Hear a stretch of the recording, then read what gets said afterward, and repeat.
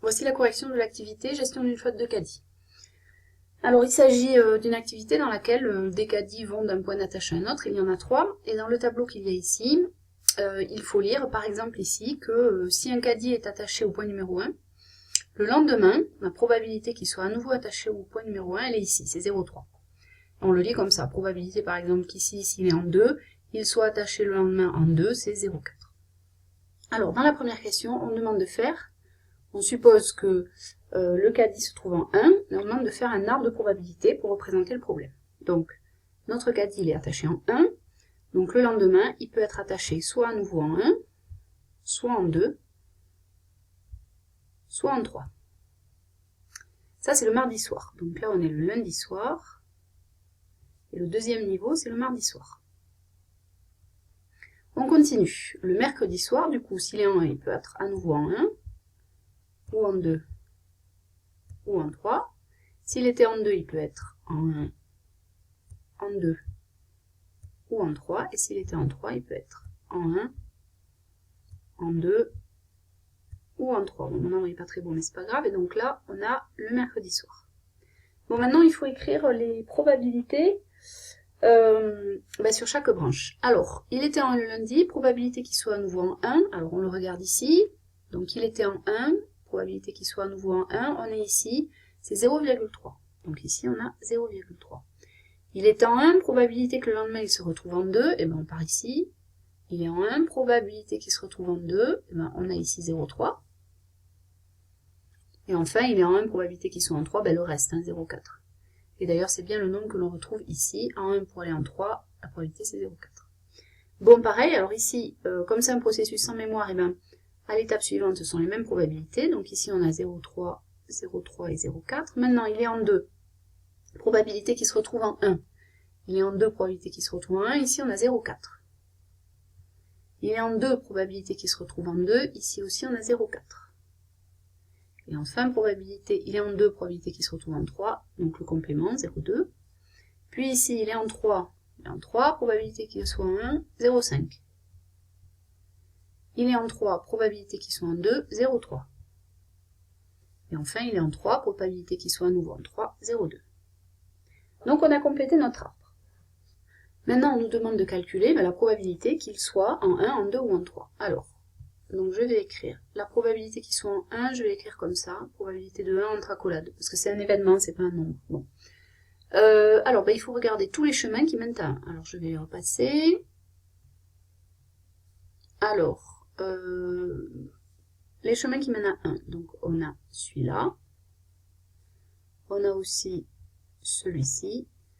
Et enfin, on a celui-là.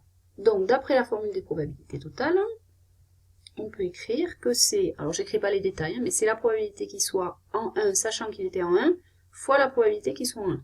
Donc la première branche, ça nous donne une probabilité de 0,3 fois 0,3. Plus la deuxième branche, c'est une probabilité qu'il soit en 1, sachant qu'il soit en 2, fois la probabilité qu'il soit en 2. Donc 0,3 fois 0,4. Et enfin, la probabilité du dernier chemin, 0,4 fois 0,5. J'ai dit 0,5. Bon. Alors, on fait ce petit calcul et on trouve 0,41. J'ai dit 0,41. Bon, ça, c'est la probabilité qu'il soit 1. Maintenant, la probabilité qu'il soit en 2. Et bien, en fait, ça va être plus ou moins pareil. Hein. Alors, on refait la même chose. Probabilité qu'il soit en 2. Alors, je vais enlever les calculs précédents. Voilà. Je recommence. Donc, cette fois, je vais changer de couleur. Et alors, probabilité qu'ils sont en 2. Donc, il faut surligner tous les chemins qui arrivent à 2. Alors, on a celui-là. Il vient de 2 parce qu'il était en 1. On a celui-là. Il vient de 2 parce qu'il était en 2. Et on a enfin celui-là. Il vient de 2 parce qu'il était en 3. Bon. Donc maintenant, si on écrit la probabilité de cet événement, ça donne 0,3 fois 0,3 plus 0,3 fois 0,4 et plus en dernier 0,4 fois 0,3. Ce qui nous donne 0,33. Bien. Et puis le dernier, maintenant, probabilité, bon alors là je ne vais plus faire les dessins, hein, vous avez compris, vous savez faire, probabilité qui soit en 3. Donc, ici 0,3 fois 0,4, plus 0,3 fois 0,2, 0,3 j'ai dit, fois 0,2, et plus 0,4 fois 0,2. Ce qui nous fait 0,26. Bon alors on aurait très bien pu écrire aussi que ça c'était pareil que 1 moins la probabilité qui soit en 1, moins encore la probabilité qui soit en 2, on aurait trouvé le même résultat évidemment. Bon, peu importe. Alors voilà pour la question 1, ça y est c'est fait. Passons maintenant à la question suivante. Donc là on donne un graphe de probabilité qu'il faut compléter à l'aide du tableau de probabilité. Et bien alors on complète de la manière suivante. Donc, le nombre ici, la probabilité qu'il soit en 1, sachant qu'il est en 1, ça vous donne 0,3, c'est une probabilité qu'on écrit ici. Ensuite, la probabilité qu'il aille de 1 vers 2. Donc là, il faut regarder, on va de 1 vers 2. La probabilité, c'est 0,3. Donc, sur la flèche qui va de 1 vers 2, on écrit la probabilité 0,3. Ensuite, la probabilité d'aller de 2 vers 1. Alors celle-là, on l'a ici. On est en 2, on va vers 1, on fait ce trajet-là. La probabilité qu'on élit, c'est 0,4. Ensuite, on est encore en 1, on va en 3. La probabilité d'aller en 3, sachant qu'on est en 1, elle est ici, c'est 0,4. Et alors là, on s'arrête un petit peu pour regarder. Normalement, toutes les flèches qui partent de 1, la somme des probabilités écrites dessus, ça doit faire 1. Alors on regarde, et 0,3, 0,3 et 0,4, effectivement, si on additionne, ça fait bien 1. Et on complète ainsi le reste du graphe. Donc voilà le graphe complété avec toutes les probabilités. Maintenant, on demande la matrice de transition que l'on va appeler T. Alors c'est la question 2, que l'on va appeler T. Oui, c'est bien son nom.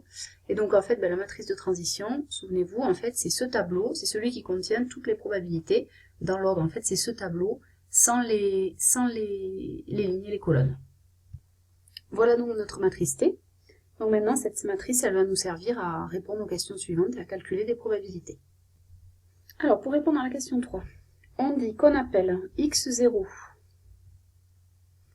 le vecteur ligne, la matrice ligne, formée des probabilités x0, y0, z0. Alors chacune de ces probabilités, c'est la probabilité qu'un caddie soit attaché le premier jour au point 1. Ça, c'est la probabilité qu'il soit attaché le premier jour au point 2.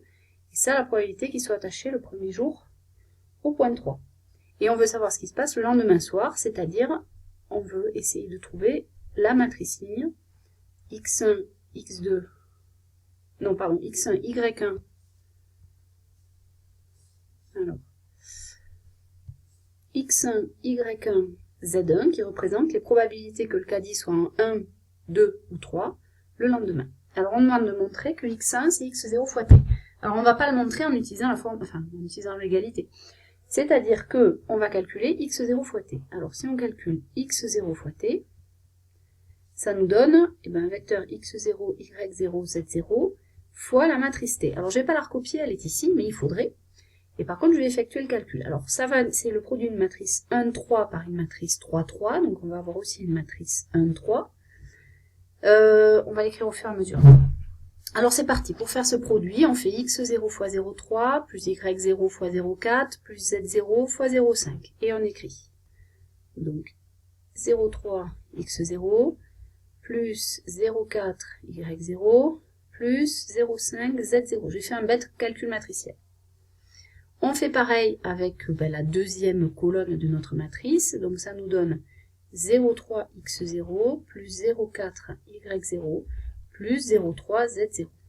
Et puis avec la dernière partie, la dernière colonne de notre matrice, ça donne 0,4 x0 plus 0,2 y0 plus 0,2 z0. Maintenant, pour calculer x1, alors il faut comprendre ce que c'est que x1. x1, c'est les probabilités que le caddie soit attaché au point 1, 2 ou 3 le lendemain. Et en fait, ça, on peut le calculer à l'aide de cette partie de l'arbre. Je vais la mettre un petit peu en valeur. Alors, on va servir de cette partie-là de l'arbre en réalité. Parce que si on regarde cette partie-là de l'arbre, elle nous dit bien la même chose. Elle nous dit, ça c'est la probabilité que le caddie soit en 1, sachant que la veille il était en 1. Probabilité qu'il soit en 2, sachant que la veille il était en 1, etc., etc. Donc il suffit de faire le même calcul qu'on avait en 1, sauf que cette fois notre probabilité 0,3 eh ben, elle est remplacée par x0, qui est la probabilité que le premier jour il soit en 1. La probabilité 0,3 ici, eh ben, c'est plus 0,3 non plus, mais c'est y0. Et la probabilité ici 0,4, c'est plus 0,4, c'est z0. Et donc maintenant pour avoir eh ben, la probabilité, alors par exemple pour avoir x1, on va le faire un par un.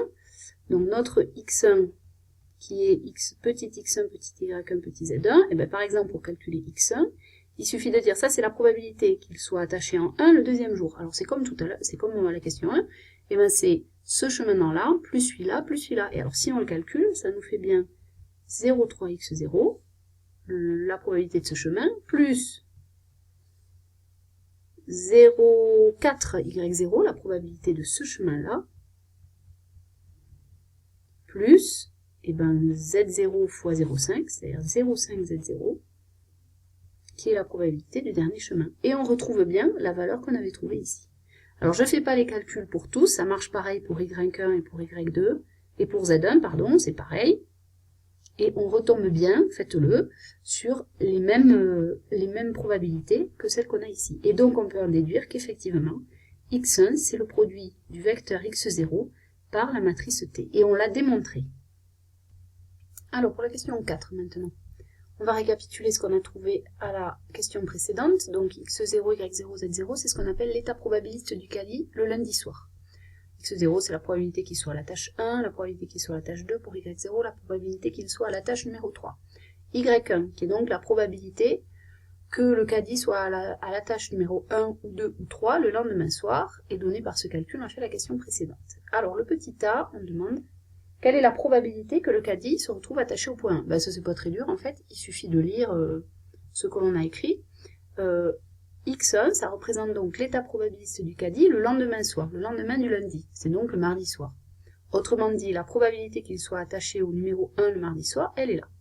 C'est le nombre x1, c'est-à-dire ce nombre-là, ici. Donc, la probabilité qu'il soit attaché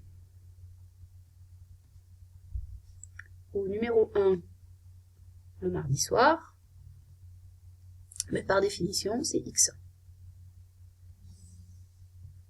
Alors pour la question B, on demande quelle est la probabilité qu'il se retrouve attaché au point numéro 1, cette fois le mercredi soir. Alors le mercredi soir, c'est le lendemain du mardi soir, évidemment. Autrement dit, il va falloir faire le même raisonnement que pour passer de x0 à x1. Or, si on regarde pour avoir x1, eh ben, on a multiplié x0 par la matrice de transition de t. Donc pour avoir x2, parce que du coup, l'état probabiliste du caddie le mercredi soir, ça va être donné par le vecteur, par la matrice x2, et ben on va l'obtenir en faisant le produit x1 que multiplie t. C'est-à-dire en fait x0 que multiplie t, le tout que multiplie encore t. C'est-à-dire, on enlève les parenthèses, x0 fois t carré. Et donc il nous faut la matrice t carré. Alors comme cette vidéo est un peu longue, vous pouvez couper un peu, moi je vais en faire une deuxième. Et donc la suite dans la prochaine vidéo.